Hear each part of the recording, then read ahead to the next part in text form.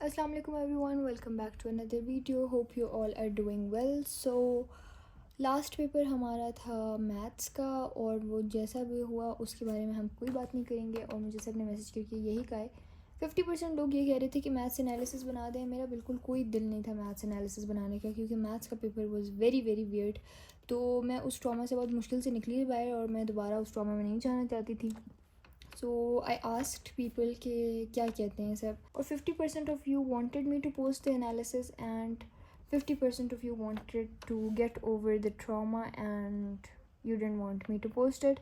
So I am with the 50% who doesn't want me to post. तो मैं नहीं post करूँगी वो, उसको हम भूल जाएंगे। इट वाज बैड ड्रीम, हम उसको बिल्कुल याद नहीं करेंगे। हम आगे बढ़ेंगे, हम इंग्लिश की प्रिपरेशन करेंगे और उसके बारे में बिल्कुल नहीं सोचेंगे। So let's get started. English के बारे में मुझे आए हुए थे बहुत सारे कमेंट्स के सिलेबस है क्या। इंग्लिश में ना सबसे बड़ा मसला ये होता है कि भाई प्रिपेयर क्या करें, मतलब आएगा क्या पेपर में, सारा तो अनसीन होता है। तो बेसिक चीज़ें जो हैं जो मुझे पता है मैं वो आप लोग को बता देती हूँ। बाकी today's thumbnail is made by one of my followers, और बहुत बहुत अच्छा ना थंबनेल बनाया है। मेरे पास जो है ना आज ऐसी मैं स्टोरी पे Q&A कर रही थी as usual on my insta, and people started saying that they wanted to make a thumbnail for me. तो मैंने कह दिया था कि श्योर व्हाई नॉट। जब मैंने एक को हेड्स अप दे दिया था कि श्योर, बाकियों के भी मैसेज आने शुरू हो गए थे कि we also want to make it. So many thumbnails were made by my followers. 4 मेरे पास आए थे, 4 मैंने स्टोरी पे लगाए थे। मैंने वोटिंग करवाई थी कि जो टॉप फर्स्ट पे होगा तो उसको मैं जो है ना आज की वीडियो में फ़ीचर करूँगी, और जो सेकंड पे होगा वो कल की वीडियो में। तो this thumbnail got most of the votes, तो मैं इसको आज फ़ीचर कर रही हूँ। और एक और मुझे जो पर्सनली बहुत पसंद आया था वो मैं कल इंशाल्लाह पोस्ट करूँगी। All 4 of them were really really good. एक बहुत अच्छा था वो, बड़ा प्यारा सा भी था, लेकिन उसमें यह था कि वो मेरी जो है ना बेसिक जो मेरा पैटर्न है एक मेरे अकाउंट का, उससे मैच नहीं हो रहा था, तो I couldn't post that one. बाकी बहुत अच्छा था, सब में बहुत एफर्ट्स डली में थी, बहुत ज़्यादा अच्छा था। You all are so talented माशाल्लाह, it was amazing. So yes, बाकी भी अगर किसी ने इस तरह पार्टिसिपेट करना था, you can follow me on Instagram, the link is in description below. तो अगर आइंदा हम ऐसा कोई कॉम्पिटिशन करे हुए, you can also participate. So yes, let's get started now कि करना क्या है इंग्लिश में। अब सबसे पहले हम स्टार्ट लेते हैं। तो हमें नज़र आ रहा है यहाँ पे 18 हमारे पास आए हुए हैं, 18 हमारे पास यूनिट्स हैं। तो उसके बाद अब मैं आपको बताती हूँ कि आपने ग्रामर कैसे करनी है। ग्रामर में अगर आप इन चैप्टर्स के एंड में जाए ना, चैप्टर जहाँ पे ख़त्म होता है वहाँ पे ना इस तरह की ग्लॉसरी आती है। ग्लॉसरी में वर्ड्स दिए हुए होते हैं और मीनिंग्स दिए हुए होते हैं। ये वर्ड्स और मीनिंग्स आपने पढ़ने हैं सारे चैप्टर्स के, क्योंकि पेपर में ऑब्जेक्टिव में 1-2 MCQs ऐसे ज़रूर आते हैं जो वोकेबलरी से रिलेटेड होते हैं, या वो मीनिंग पूछ लेते हैं, या वो आपसे जो है ना उसका सिनोनिम पूछ लेते हैं, या वो करेक्ट स्पेलिंग पूछ लेते हैं। वो वर्ड्स इनमें से भी हो सकते हैं। तो आपने हर चैप्टर के एंड में इस तरह से जो ग्लॉसरी दी हुई है वो आपने पढ़नी है और रीड करनी है। इसके मीनिंग्स एक बार पढ़ लेंगे तो अगर आपको पेपर में आ जाता है तो you can answer them easily. ये वर्ड्स जो हैं यहाँ से बुक से भी आ सकते हैं, कहीं से भी आ सकते हैं। तो अगर आप बुक से पढ़ लेंगे आप लोग की वोकेबलरी अच्छी हो जाएगी। उसके बाद हमारे पास आ जाता है ये वाला पार्ट। हर चैप्टर के एंड में इस तरह से ग्रामर दी हुई है। जैसे यहाँ पर टाइप्स ऑफ सेंटेंसेस दिए हुए हैं, तो ये टाइप्स ऑफ सेंटेंसेस अगर आप लोग को आपकी टीचर्स ने नोटबुक्स में करवाई हुई ये ग्रामर, तो आप लोग वहाँ से भी करें और ये भी करें। अगर नहीं करवाई हुई तो फिर ये वाली तो मस्ट करनी है, लेकिन अगर कराई है तो दोनों करनी है। तो ये जो है ना आपने बहुत अच्छे से रीड करने हैं। आपने इसको रटना नहीं है, आप लोगों ने याद नहीं करना, बस आप लोगों ने इसको समझना है बेसिकली कि जैसे फॉर एग्जांपल इंटरोगेटिव सेंटेंस होता क्या है। अगर कोई सेंटेंस दिया हुआ हो, MCQs में आते हैं मोस्टली इस तरह की चीज़ें, कि सेंटेंस दिया हुआ और आपसे पूछा हुआ है कि which one of the following is interrogative sentence या एक्सक्लेमेटरी सेंटेंस, तो आपने उसमें से मार्क करना होता है कि कौन सा ऑप्शन करेक्ट है। तो ये आप लोगों ने अच्छे से करना है। बाकी ये जो यहाँ पे आप लोग को दिए हुए हैं, ये आपको दिए हुए हैं एक्सरसाइजेज, आपने वो भी करनी है। एक्सरसाइज में आपको यहाँ पे फ्रेजल वर्ब्स दिए हुए हैं, फ्रेजल वर्ब्स भी आपने करने हैं क्योंकि आपके ऑब्जेक्टिव में आते हैं। तो जितने भी ये ग्रामर की यहाँ पे चीज़ें दी हुई हैं आपने वो करनी ही करनी है। उसके बाद इसी तरह सेकंड चैप्टर में भी आपको यहाँ पे ग्लॉसरी नज़र आ रही है, ग्लॉसरी करनी है। उसके बाद आपको इसी तरह डिक्शनरी के बारे में डिटेल्स दी हुई हैं। पार्ट्स ऑफ स्पीच हैं, पार्ट्स ऑफ स्पीच जैसे हमारे पास टोटल हैं एट में से है noun, pronoun, adjective, adverb, preposition, conjunction and interjections. तो ये 8 के 8 आपने करने हैं। यहाँ पे बेसिकली सिर्फ नाउन के बारे में दिए हुए और टाइप्स ऑफ नाउन्स दिए हुए हैं। मेजॉरिटी केसेस में यही होता है कि एमसीक्यूज़ में आते हैं और एमसीक्यूज़ में जो है ना सेंटेंसेस लिखे हुए होते हैं और आपसे पूछा होता है कि किस में जो है ना, फॉर एग्जांपल एब्स्ट्रैक्ट नाउन किस में यूज़ हुआ हुआ है, तो आपने उसको मार्क करना होता है। इस तरह से होता है। या फिर वर्ड दिया हुआ होता है, आपसे पूछा हुआ होता है कि ये कौन सा नाउन है और नाउन की टाइप्स दी हुई होती है, तो वो किसी भी तरह का हो सकता है। तो आपने काइंड्स ऑफ नाउन्स भी पढ़ने हैं, pronouns, adjectives, adverbs, preposition, conjunction and interjection. 8 के 8 पार्ट्स ऑफ स्पीच के आपने टाइप्स पढ़नी है। आपने पढ़ के जाना है कि आप उसमें डिफ्रेंसीशन कर सकें। हमें तो मैम ने करवाए हुए हैं नोटबुक में भी। अगर आपको नहीं करवाए हुए तो प्रोनाउन और इस तरह की चीज़ें इतना मुश्किल नहीं है। आप गूगल में सर्च करेंगे, आपको सारा डिटेल से आ जाएगा। तो आपने ग्रामर सारी करनी है और इसकी एग्जांपल्स वगैरह अच्छे से प्रैक्टिस करके जाना है। इसके बाद इसकी एग्जांपल्स के बाद आपको दिया हुआ होता है एक्सरसाइज। अगर आपकी बुक में नहीं हुआ हुआ है तो बहुत अच्छी बात है, आप ख़ुद करें और उसके बाद इसको चेक करें कि आपने ठीक किया है कि नहीं। यहीं पे आपको इस तरह के छोटे छोटे बॉक्सेस नज़र आ रहे होंगे। फॉर एग्जांपल ये वाला, इसमें भी ट्रांजिशन वर्ड्स के बारे में बताया हुआ है। तो ये भी आपने मिस नहीं करने, आपने सारे चैप्टर्स के एंड्स अच्छे से करना है। उसके बाद आपके पास ये पेज 34 पे ट्रांजिशनल डिवाइसेस हैं। ये सारे आपको यहाँ पे लिखे हुए हैं कि मतलब फॉर एग्जांपल आपने कंडीशंस के लिए कौन कौन से यूज़ करने हैं, आपने रिज़ल्ट के लिए कौन से यूज़ करने हैं, आपने रीज़न के लिए कौन से यूज़ करने हैं, आपने एडिशन के लिए कॉन्ट्रास्ट के लिए कौन कौन से यूज़ करने हैं। तो ये आपने याद कर लेने हैं ट्रांजिशनल डिवाइसेस, क्योंकि आप जब पैराग्राफ राइटिंग करेंगे वहाँ पे बहुत इसकी नीड होती है और जितना आप ये यूज़ करेंगे उतनी आपकी राइटिंग अच्छी होगी और आपकी जो है ना जो समरी होती है उसमें भी बहुत काम आते हैं। तो आपने ट्रांजिशनल डिवाइसेस याद कर लेनी है कि कौन सी सिचुएशन में कौन से ट्रांजिशनल डिवाइसेस यूज़ होते हैं। तो that would be very helpful for you. फिर आपको यहाँ पे ये एक्सरसाइज में अगेन पूछा हुआ है कि कौन सा अकॉर्डिंग टू द सिचुएशन कौन सा ट्रांजिशनल डिवाइस सही यहाँ पे फिट आ रहा है। तो आपने ये वाली एक्सरसाइजेस बहुत अच्छे से करनी है क्योंकि ये आता है पेपर में, बहुत ज़्यादा आता है। तो उसके बाद फिर हमारे पास आ जाती हैं पोम्स वगैरह। पोम्स का ये सीन है कि आपने पोम्स को समझना है, सही है, ठीक है। आपने उसको याद कुछ नहीं करना। आपने जैसे फॉर एग्जांपल ये पोम है, आपने इसमें जो है ना हर लाइन में देखना है कि कौन कौन से पोएटिक डिवाइसेस यूज़ हुए हुए हैं, उसको मार्क करना है और याद रखना है कि कौन कौन सी पोएटिक डिवाइसेस यूज़ हुए हुए हैं। फिर आपने इसका जो है ना राइमिंग स्कीम याद करनी है और आपने इसके कॉन्सेप्ट को समझना है कि इस सारे स्टैंजाज में पोइट का मेन जो थीम है, जो कॉन्टेक्स्ट है, वो क्या है और किस चीज़ के बारे में ये पोम है और क्या डिटेल्स है, सब आपने समझना है और ये चीज़ याद रखनी है। यहाँ पे आपको एक छोटी सी समरी दी हुई होती है हर पोम के बाद और आपको थीम दिया हुआ होता है। ये दोनों चीज़ें आपने रीड करनी है क्योंकि जब पेपर जब आता है ना उसमें क्वेश्चंस पूछे हुए होते हैं। आपको स्टैंजा दिया हुआ होता है, स्टैंजा के अंदर से क्वेश्चंस पूछे होते हैं। कभी भी वो आपको ये नहीं कहते कि paraphrase the given stanza, paraphrasing वो नहीं मांगते। अब वो आपसे क्वेश्चन पूछते हैं। आपको अगर ये स्टैंजा दिया हुआ है तो वो आपसे क्वेश्चन पूछते हैं उसके बारे में, आपकी अंडरस्टैंडिंग देखते हैं कि आपको पोम कितनी अच्छे से समझ आई हुई है, ये स्टैंजा आपको अच्छे से कितना समझ आया हुआ है। तो आपको वो करना होता है और आपको इस तरह का स्टैंजा गिवन होगा, कोई भी आपकी अपनी बुक से भी होगा, उसमें से आपसे क्वेश्चंस पूछे हुए होंगे। तो आप अपनी बुक के जितने भी पोम्स हैं वो अच्छे से कर लें। अगर आप अच्छे से करके जाएंगे तो फिर आपके लिए बहुत ईजी होगा वहाँ पे पेपर अटेम्प्ट करना। इसी तरह फिर हमारे पास बाकी यहाँ पे फिर फिगर्स ऑफ स्पीच बहुत इंपॉर्टेंट हैं, जैसे पर्सोनिफिकेशन, मेटाफर, अपोस्ट्रोफी, इलिट्रेशन, ये सारी चीज़ें आपकी फिंगर टिप्स पे होनी चाहिए। इसको पोएटिक डिवाइसेस भी कहते हैं और फिगर्स ऑफ स्पीच भी कहते हैं। तो figures of speech and poetic devices are the same thing और आपको बहुत अच्छे से आनी चाहिए क्योंकि आपके स्टैंजा वाले क्वेश्चंस में भी आपसे पूछ सकते हैं कि इसमें पोएटिक डिवाइसेस कौन सी यूज़ हुई हैं। तो आपने पोएटिक डिवाइस पहले तो ये फॉर एग्जांपल लिखना होता है ना कि इस लाइन में ये पोएटिक डिवाइस यूज़ हुई और उस पोएटिक डिवाइस का मतलब भी लिखना होता है। तो ये आपको आना चाहिए, आपको सारे बहुत अच्छे से आने चाहिए। ये पोएटिक डिवाइसेस यहाँ पे सारे गिवन हैं और ये आपको आने चाहिए बहुत अच्छे से। इसी तरह आपकी बुक में बहुत सारे पैटर्न्स भी गिवन हैं। पेज नंबर हमारे पास 39 पे गिवन है लेटर गिवन है, फॉर्मल लेटर।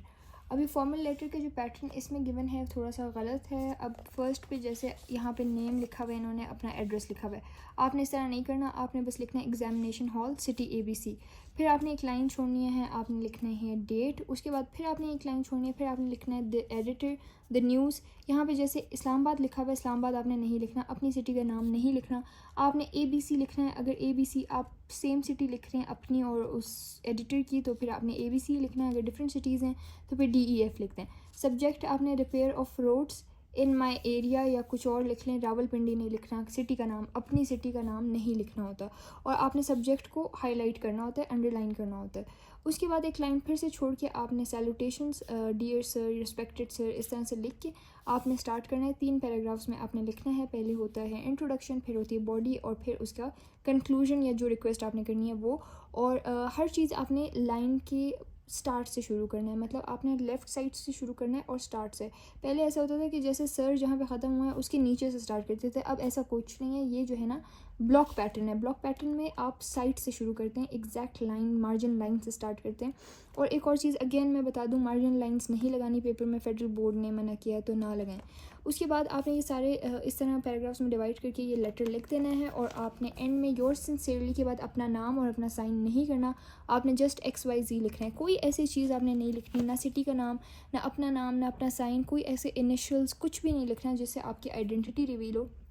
क्योंकि अगर आपने कोई हिंट भी दी हुई हो ना अपनी आइडेंटिटी की, तो फेडरल बोर्ड वाले उसको एज ए चीटिंग कंसिडर करते हैं कि आप अपनी आइडेंटिटी क्यों रिवील कर रहे हैं। आपको अलाउ नहीं होता कि आप अपनी आइडेंटिटी किसी सूरत भी रिवील करें, तो आप अपनी आइडेंटिटी रिवील ना करें, उसको बहुत कोडेड वर्ड्स में ABC और XYZ करके आप लिखें।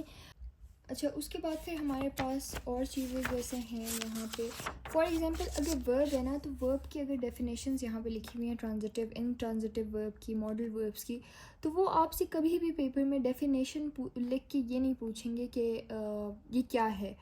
आपसे डेफिनेशन कभी भी नहीं पूछेंगे इंग्लिश के पेपर में, आपको हमेशा उसकी इम्प्लीमेंटेशन आनी चाहिए। आपको सेंटेंस दिया हुआ होगा, आपसे पूछा हुआ होगा कौन से टाइप का वर्ब यूज़ हुआ है, कौन से टाइप का नाउन यूज़ हुआ है, किस टाइप का प्रोनाउन यूज़ हुआ है, तो आपने रट्टा नहीं लगाना, इंग्लिश में तो बिल्कुल नहीं लगाना। आपको आना चाहिए कि ये कौन सा वर्ब है, इसकी आइडेंटिफिकेशन कैसे करनी है, वो सारी चीज़ें आपने सीखनी है। अगर आपने अभी तक नहीं सीखी हुई तो आप गूगल से, यूट्यूब पे बहुत सारे लेक्चर्स हैं, सीखें।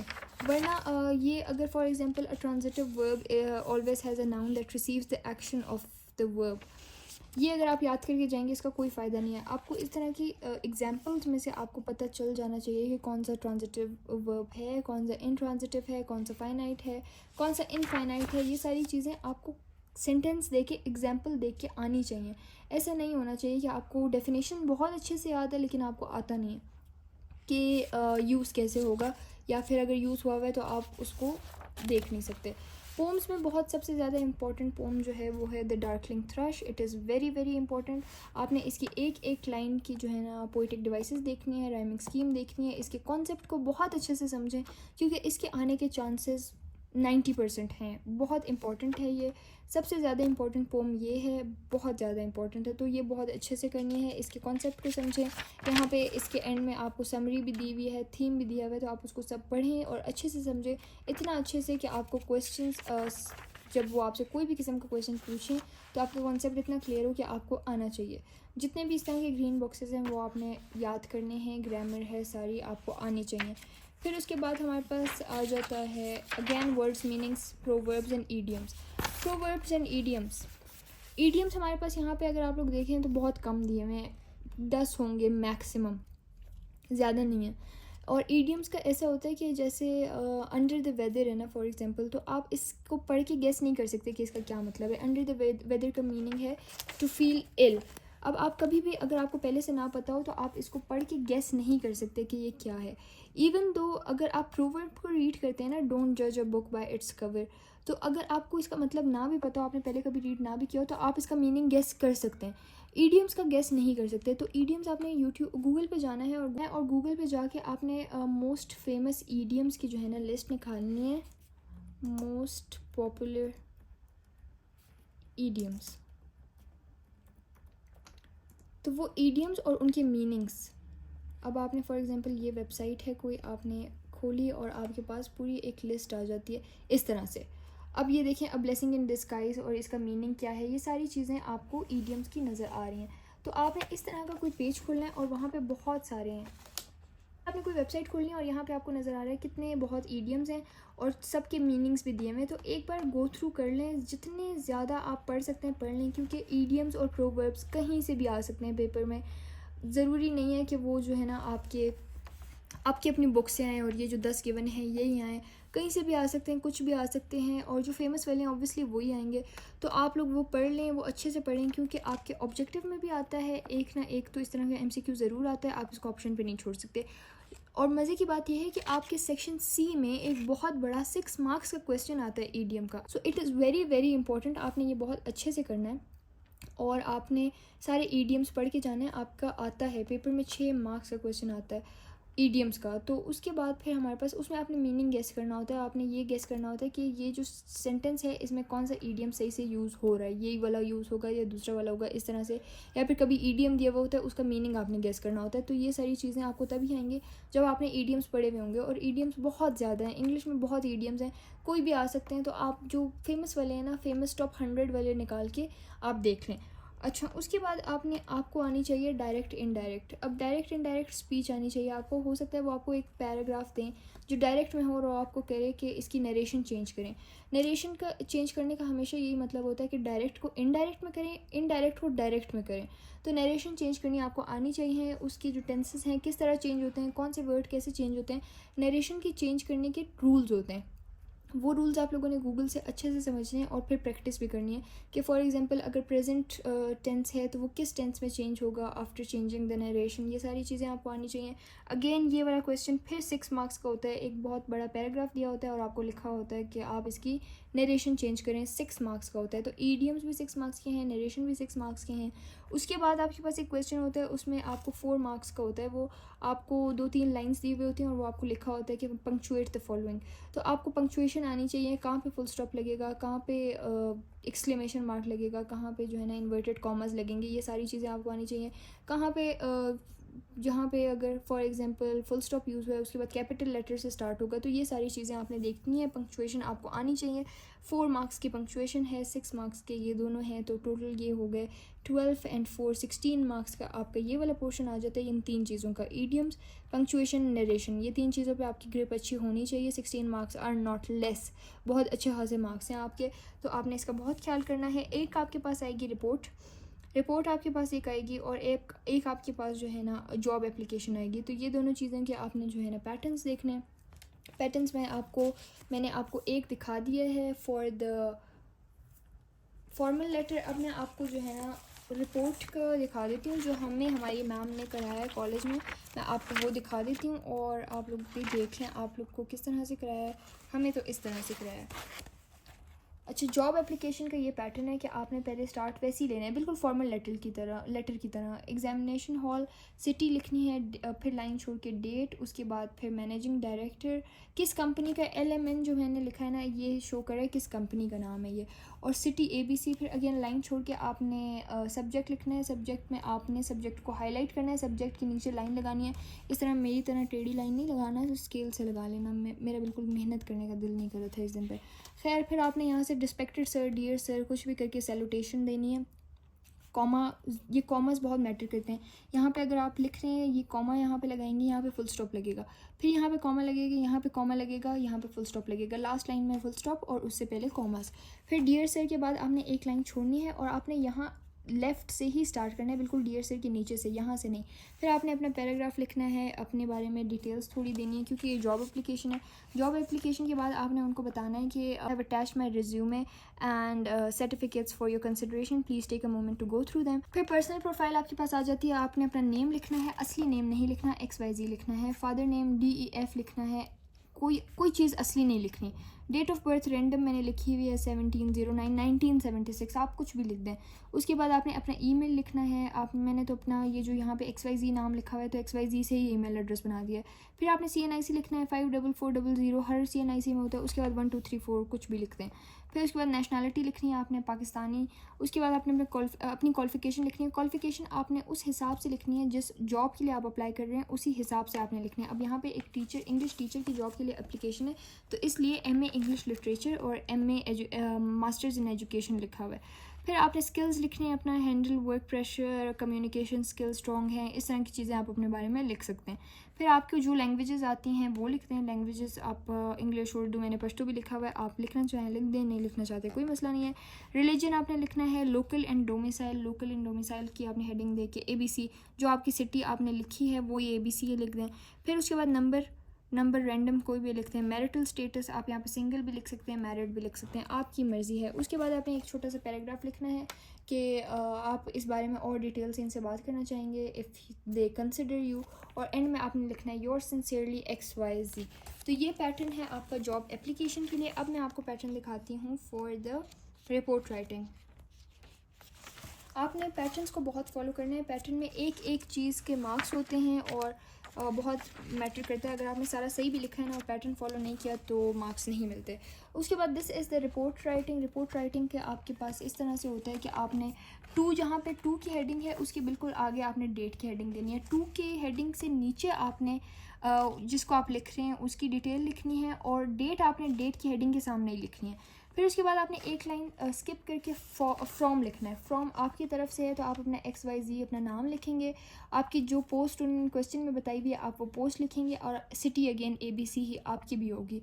फिर उसके बाद आपने एक लाइन छोड़ के सब्जेक्ट लिखना है। सब्जेक्ट में आपने जो है ना जो भी प्रॉब्लम है, जो आपका सब्जेक्ट है वो लिख के एक लाइन में कोशिश करें आपका सब्जेक्ट ख़त्म हो जाए, या फिर मैक्स जो है ना 1.5, इससे आगे नहीं जाना, सब्जेक्ट बहुत लंबा नहीं होता।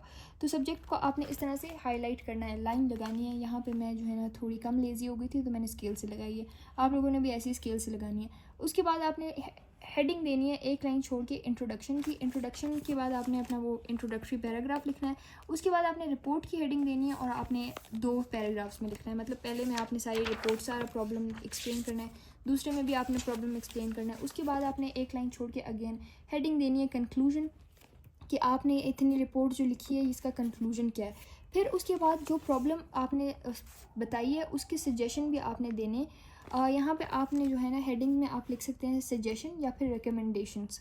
तो एक लाइन छोड़ के सजेशन या रिकमेंडेशन की हेडिंग दे के आप पॉइंटर्स में इस तरह से 1 2 3 करके भी आप हेडिंग्स दे के अपने सजेशंस दे सकते हैं।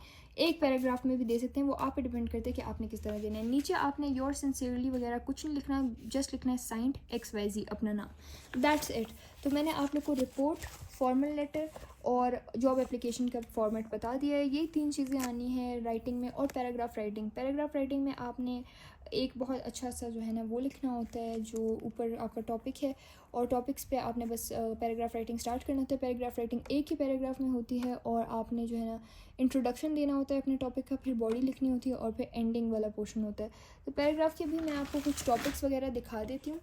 मेरे पास ये बुक है, कोई काम की नहीं है वैसे, बाय द वे बड़ी फजूल बुक है। इसमें इतनी बेसिक चीज़ें, सिर्फ गेस्ट पेपर्स हैं। मुझे लगा था इसमें जो है ना नोट्स होंगे, कोई नोट्स नहीं है, इट्स जस्ट यूज़लेस। तो मैं बस आपको पैटर्न्स दिखा देती हूँ। इसमें पैटर्न्स भी कुछ गलत हैं वैसे। तो जो बेसिक वो है ना पैराग्राफ टॉपिक्स जो एक्सपेक्टेड होते हैं पेपर्स में आने के लिए, वो उस तरह का सामान है इसमें। जो पैराग्राफ राइटिंग फॉर एग्जांपल जैसे अ विज़िट टू म्यूज़ियम है, इस तरह का पैराग्राफ आ सकता है। तो ये सारा इन्होंने देखें एक पैराग्राफ में बस लिखा हुआ है। My last day at college, इस तरह का, the first day and last day. बस डायरेक्ट आपने स्टार्ट लेना है और आपने अपना पैराग्राफ थोड़ा सा इंटरेस्टिंग, पहली 2-3 लाइंस आपकी बहुत इंटरेस्टिंग होनी चाहिए ताकि रीडर को बहुत ज़्यादा इंटरेस्ट हो। करप्शन के बारे में है, postman, a birthday party, street beggar, the teacher I like the best, the person I admire the most, Pakistani women, और फिर my favourite human, my favourite person, the person who inspires me the most, my favorite book, my favorite TV series, my favorite movie। इस तरह के बहुत सारे topics आ सकते हैं और आपने उसके बारे में पैराग्राफ लिखना होता है। बचपन से पैराग्राफ राइटिंग सब कर रहे हैं, कोई ख़ास पैटर्न नहीं है इसका। बस आपने ऊपर टॉपिक का नाम, जो टॉपिक आपको गिवन होगा ना वो टॉपिक का नाम प्यारा सा लिख के आपने नीचे पैराग्राफ स्टार्ट करना है। पैराग्राफ राइटिंग के मार्क्स मैं आपको बताती हूँ। पैराग्राफ राइटिंग होती है 8 मार्क्स की, तो 8 मार्क्स के हिसाब से आपने अच्छा खासा लिखना होगा। वो पेजेस आपको जितने गिवन होंगे तो कोशिश करें उसमें से आप अच्छा खासा कवर कर लें। और बस यही सीन है, मैंने आपको बताया है कि आपके पास पैराग्राफ राइटिंग आएगी, जॉब एप्लीकेशन आएगी, रिपोर्ट राइटिंग आएगी, और पंक्चुएशन, ईडियम्स वगैरह सारे आएंगे। कल मैं आपको पेपर पैटर्न भी इंशाल्लाह अच्छे से दिखा दूँगी, और प्ले वाले क्वेश्चंस भी मैं कल की वीडियो में डिस्कस करूँगी क्योंकि ये वीडियो ऑलरेडी बहुत लंबी हो गई है।